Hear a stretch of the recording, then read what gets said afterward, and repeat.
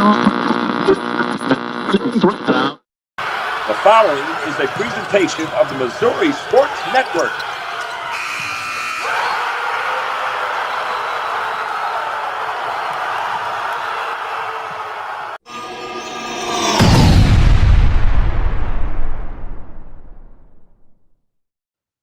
Hello again, everybody, and good morning, and welcome to Season 2, Episode 41, January 28th of Where Are They Now Wednesdays. Overall, our 93rd show here on the Missouri Sports Network, the MissouriSportsNetwork.com, where everyone has a home field advantage. And a reminder that you're watching the original Where Are They Now Wednesday.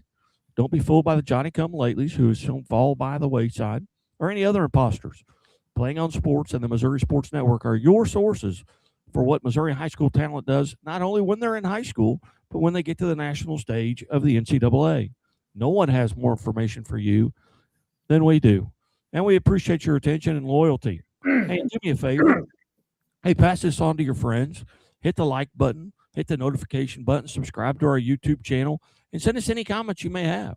You can email me at MissouriSportsNetwork@gmail.com. Guy Newcomb alongside Kent Mueller. And if you're ready, Kent's done your homework for you. Kent Mueller. Yeah, we have been highlighting the accomplishments of Missouri athletes as they compete at the highest levels of NCAA basketball, both the men and the women. And we'll continue that today. You will know the names of some of these athletes we highlight.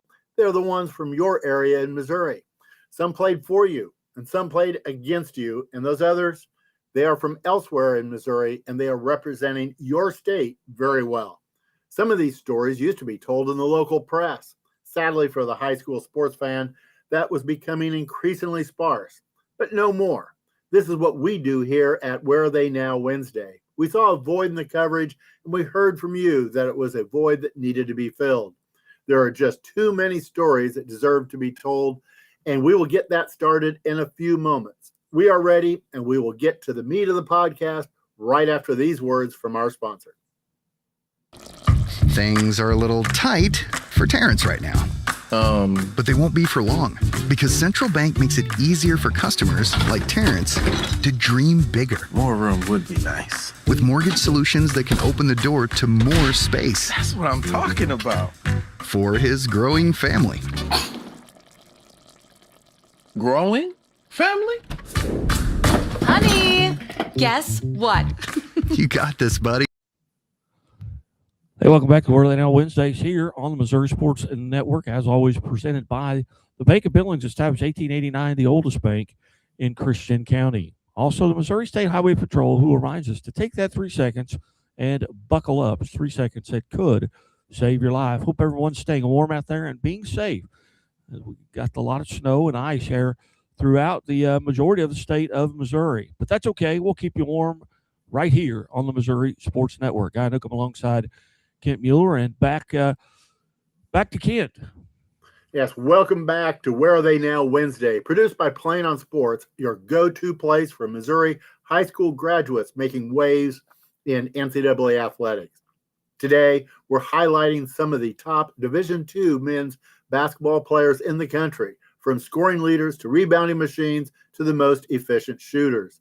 Let's dive in and start with the top scorers. The top 10 in points per game. Number 1, Drennan Dinkins. He sits atop of this Division II list, and he's doing it with volume and consistency. The South Iron product has emerged as Rockhurst's primary offensive engine, carrying scoring responsibility night after night with his 21.8 points per game. His ability to generate points in multiple ways has made him one of the most difficult matchups in the conference, especially when defenses are forced to pick their poison. What stands out is how central Dinkins is to Rockhurst's offensive identity. When the Hawks need a basket, whether to stop a run or to close a half, the ball finds him. Leading all Missouri high school graduates in Division II scoring reflects both his usage and the trust the coaching staff has placed in him. Number 2 is Andrew Young. He continues to be a steady and reliable scoring presence for Missouri S&T, scoring 16.6 points per game. The Marquette graduate has built his production through efficiency and feel for the game, consistently finding ways to score within the flow of the offense rather than forcing opportunities. Young's scoring average reflects more than just shot attempts. It shows how often he's involved when Missouri S&T is at its best offensively. His ability to score while maintaining balance across the lineup has made him a dependable option and a key reason the Miners can sustain offensive pressure throughout games. Tied for third is Zach Reedus. Zach has translated his scoring instincts seamlessly into the Division II level at Southwest Baptist. Coming out of Miller career, Reedus was known for his offensive confidence, and that's resulted in 16.2 points per game here at the collegiate level. That's carried over as he has become one of the Bearcats' top scoring options. What makes Reedus' production notable is how consistently he contributes. He's not reliant on one scoring method. Instead, he finds points in rhythm, whether that's attacking space, knocking down open shots, or capitalizing on defensive breakdowns. His presence adds stability to the Southwest Baptist offense and gives him a reliable scoring outlet each time down the floor. Tied for third is Zach Howell. He matches Reedus at 16.2 points per game, and his impact at Drury goes well beyond the raw scoring number.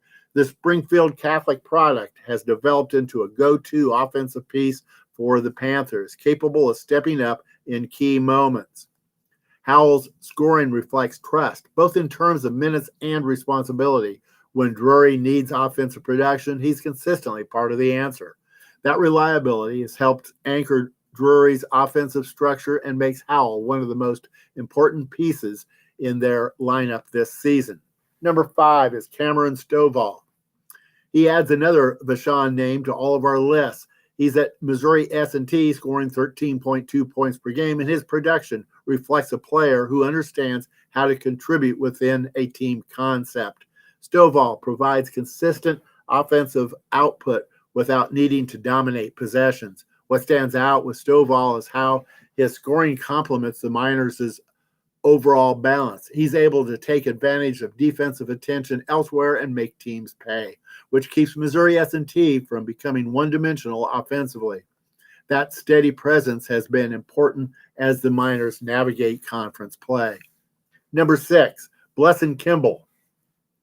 He has carved out a meaningful offensive role at Lenoir-Rhyne University, averaging just over 12 points per game.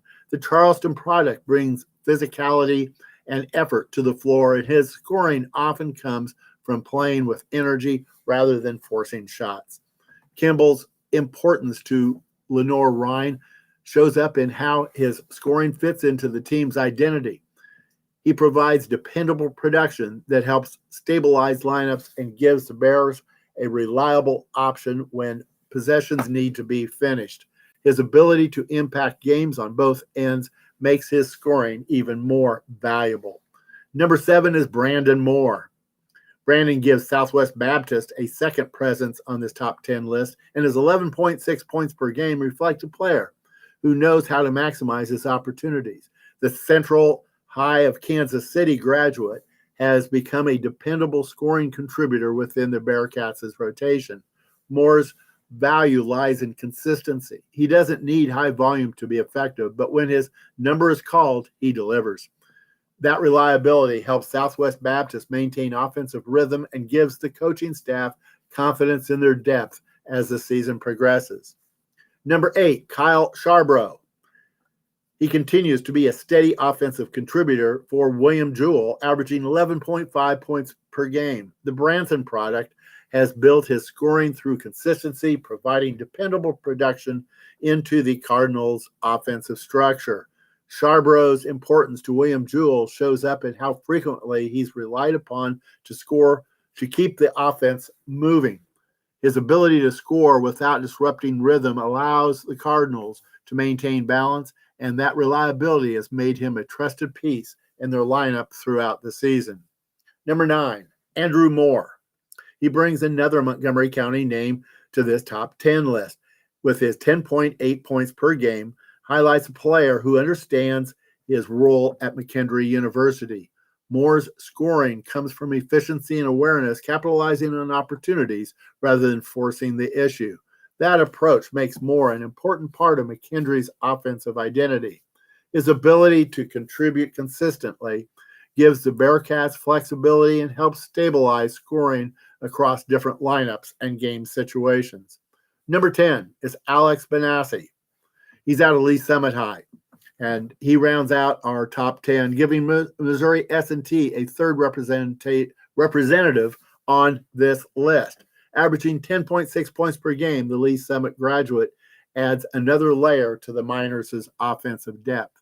Benassi's value lies in how his scoring fits into Missouri S&T's team-first approach. He provides timely buckets, helps stretch defenses, and reinforces the balance that makes the Miners difficult to guard. Having multiple Missouri grads contributing at this level to both individual development and program cohesion. From the top of the list to number 10, this group highlights the breadth of Missouri talent competing at the Division II level. Different roles, different paths, but consistent production across the board. Now we're going to stay with the NCAA Division II men's basketball. We're going to move on to the top 10 in rebounds per game, all Missouri high school graduates. Number 1 is Emmanuel Bird. He sits atop this rebounding list, and his presence on the glass has been a defining part of Truman State's interior play. The Staley graduate consistently controls the paint, using strength and positioning to finish defensive possessions and extend offensive ones with his 9.1 rebounds per game. Bird's rebounding production speaks volumes to his importance in Truman State's system, leading all Missouri high school graduates in Division II rebounds per game. He gives the Bulldogs a physical anchor inside and sets the tone for effort and toughness every night. Number 2 is Andrew Young. He appears on another top 10 list, and this time it's for his work on the glass. Averaging 6.7 rebounds per game, the Marquette product shows his versatility by impacting games beyond scoring. Young's rebounding has been critical to Missouri S&T's balance. His ability to rebound his position helps the Miners push tempo and limits second chance opportunities for opponents. That combination of scoring and rebounding makes him one of the most complete contributors on the roster. Number 3 is Cameron Stovall. Cameron gives Missouri S&T a second entry near the top of the rebounding list, averaging 6.5 boards per game. Known primarily for his perimeter play, the Vashon graduate has shown a willingness to mix it up inside and rebound at a high level. Stovall's rebounding adds another layer to Missouri S&T's identity. When guards and wings rebound effectively, it allows the Miners to stay aggressive defensively and maintain lineup flexibility. His presence on this list underscores how valuable that effort has been. Number 4, Blesson Kimball. And he shows up again on this top 10 list, this time for his work on the boards. Averaging 5.7 rebounds per game, the Charleston graduate brings consistent effort and physicality to Lenore Ryan's front court. Kimball's rebounding matters because of how it fits into the Bears' overall approach. He helps finish defensive possessions and adds value by contributing on the glass without needing plays run for him. That kind of rebounding reliability is critical over the course of a Division II season. Number 5 is Drennan Dinkins. Drennan leads all Missouri high school graduates in Division II scoring, and his presence on the rebounding list shows just how much he impacts the game overall. Pulling down 5.5 rebounds per contest, Dinkins contributes on the glass while carrying a major offensive load. For Rockhurst, that rebounding from a primary scorer is especially valuable. It allows the Hawks to push in transition and keeps Dinkins involved in multiple phases of the game, reinforcing his role as one of the most important all-around players on the roster. Number 6 is Andrew Moore. Andrew Moore earns his spot at number 6 by averaging 5.4 rebounds per game from McKendree University. The Montgomery County graduate brings steady effort and positional awareness that shows up consistently on the stat sheet. Moore's rebounding helps McKendree balance, and particularly in physical matchups. His ability to secure boards allows the Bearcats to control tempo and limit second chance opportunities, making his contributions on the glass an important part of their success. Tied for seventh is Michi Phillips. Michi Phillips earns his spot on the top 10 list by averaging just over 5 rebounds per game from Missouri St. Louis. The Lutheran St. Charles product brings energy and activity to the floor, using effort and anticipation to impact the glass. Phillips's rebounding is important because it reflects engagement on both ends of the court. His willingness to pursue the ball helps UMSL extend possessions offensively and finish defensive stops, adding value beyond what shows up in the box score. Tied for seventh, Zach Reedus. He appears on another top 10 list, reinforcing his role as a well-rounded contributor for Southwest Baptist. Averaging 5.1 rebounds per game, Reedus complements his scoring with consistent effort on the boards. That rebounding from a perimeter-oriented player adds versatility to the Bearcats' lineup.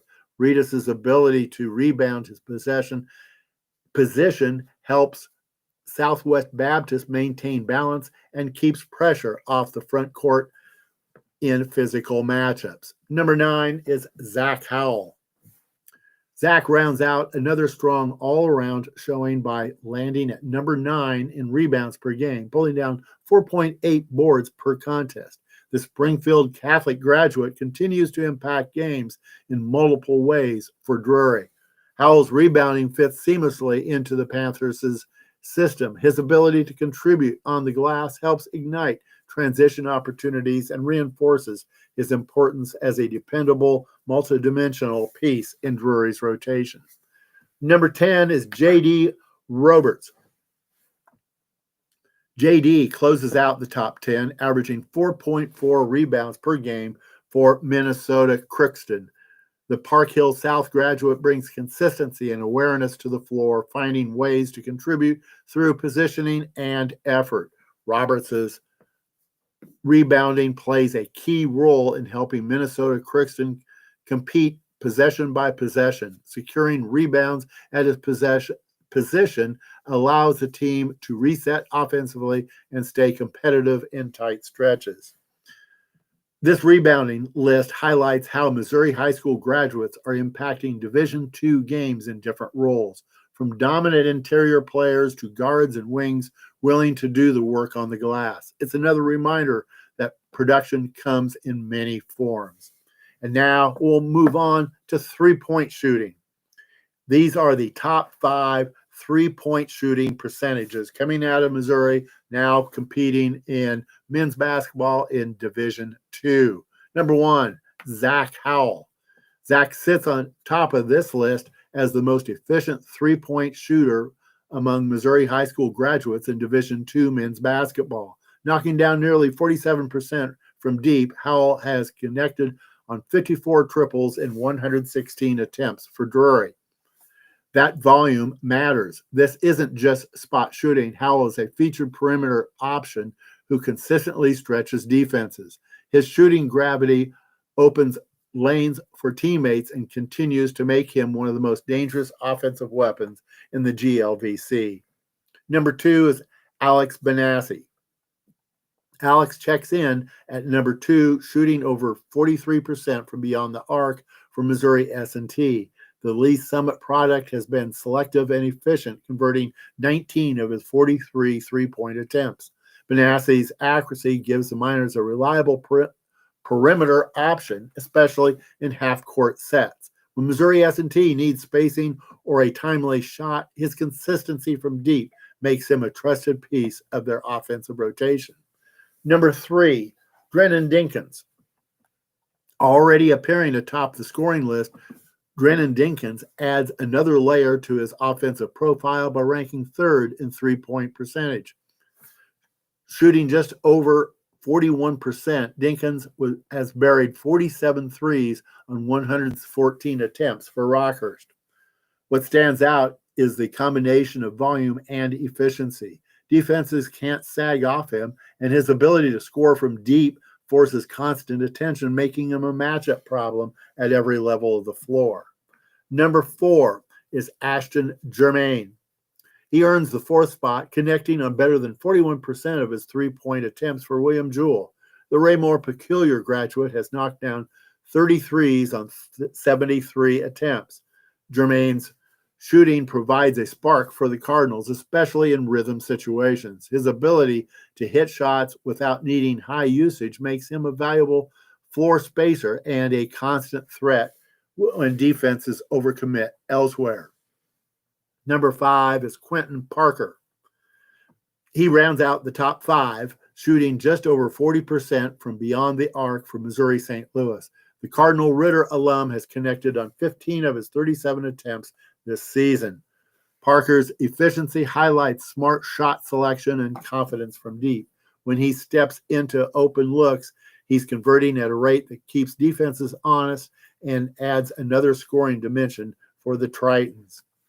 The top 5 underscores just how well Missouri high school products are shooting the basketball in Division II.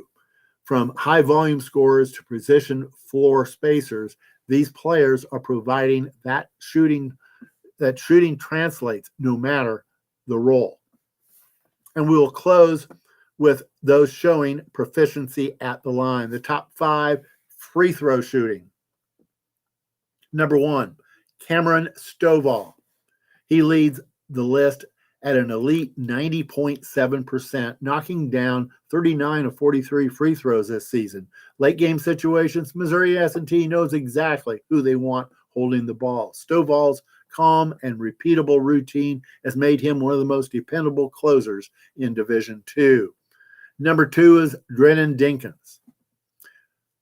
Dinkins checks in at 86.3%, converting 107 of 124 attempts. What stands out here is volume. Dinkins isn't just efficient, he gets to the line a lot, and Rockhurst has benefited from his ability to turn contact into points night after night. Number 3 is Zach Howell. Howell shoots 84.3%, hitting 43 of 51 from the stripe. Drury leans on Howell in pressure moments, and his free throw shooting reflects a player who's confident, prepared, and technically sound, especially important in tight GLBC games. Number 4 is Colin Ruffin. Ruffin comes in at 72.5%, going 37 of 51. Those numbers don't tell the full story. Ruffin often gets fouled attacking the rim, and his ability to still convert at a solid rate keeps Missouri Southern's offense efficient when games get physical. Colin is out of Nixa High. And number 5 is Michi Phillips.